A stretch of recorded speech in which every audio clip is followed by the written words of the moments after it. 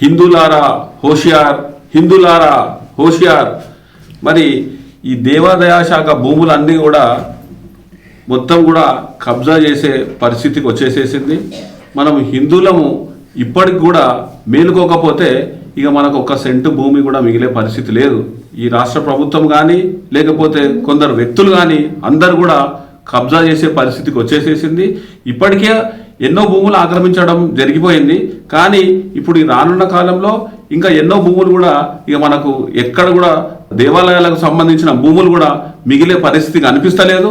మనం ఇప్పటికి కూడా మేలుకోకపోతే చాలా ఇబ్బందులలో పడే పరిస్థితి ఉన్నది. మరి ఇప్పుడు మన వక్ఫ్ భూములు ఎందుకు వాళ్ళ దిక్కు ఎందుకు పోతలేరు? ఎందుకంటే వాళ్ళు తంతారు కాబట్టి ఆ భూముల దిక్కు మాటెత్తారు, అక్కడ దిక్కు పోయే పరిస్థితి లేదు.